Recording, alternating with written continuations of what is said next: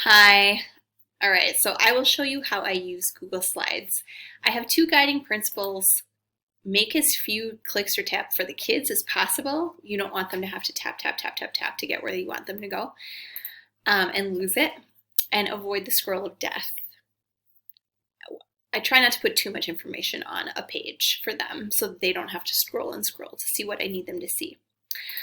So first of all, I get sick of the same old designs from Google Slides, but I love Google Slides. So I get designs from Slides Go, which is my favorite, Slides Carnival, which is where I got the slides that I'm about to show you, and Slides Mania, less favorite. They do have some good stuff, but sometimes they don't format their slides very well, and you have to do a lot of extra work.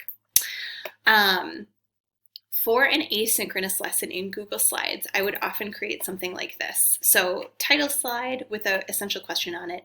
And then I right away have this slide with 3 Bitmojis on it that tell kids to do different things. So each time they see one of these on the page, they should know what they're supposed to do on that page. It's like a visual cue.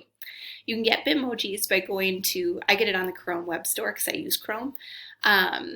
And you can add it as an add-on onto Chrome. Sorry, I don't know how it works if you use a different browser, but I'm sure there's something similar. Anyway, once you get it, it'll pop up over here, and you can tap on that, and then all your Bitmojis are there. So you can paste them into your slides however you like.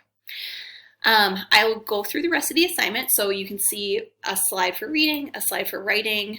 I try to put everything students need on one page. For example, on this page where they have to write, I put the questions, I put the sentence starters, little boxes for them to write in. I put the picture they're supposed to look at and analyze.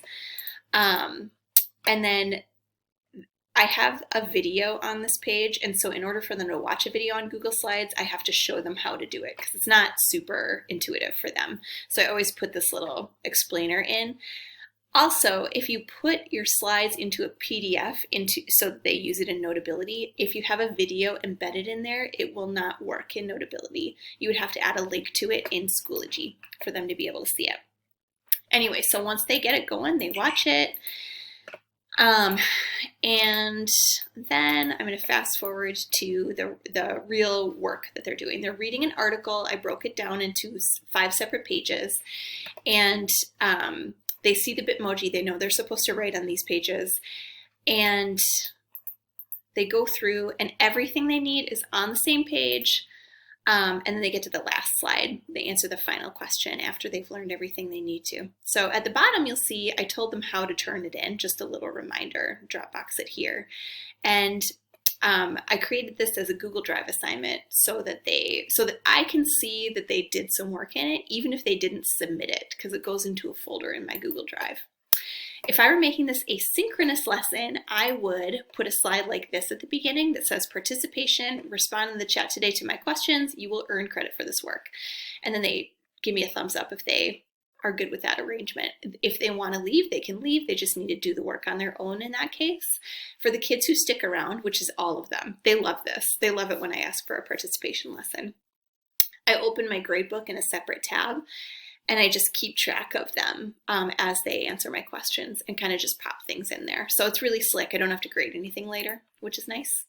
And then when I'm using my slides in Google Meet, here's how I do it. I open up the Google Meet, go to the Present Now button, click on Tab, and then it shows all the tabs that I have open. I go to the one that I want to present to my students and click Share, and then I have it presenting like it's presenting right now.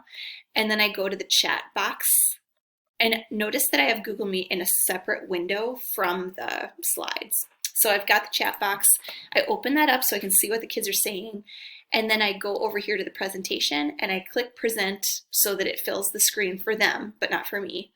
And if I ever forget which tab I'm presenting from, it's the one with the little blue rectangle right here. So you look for that, you'll see where you're presenting from. And that's all I have on Google Slides. Thanks.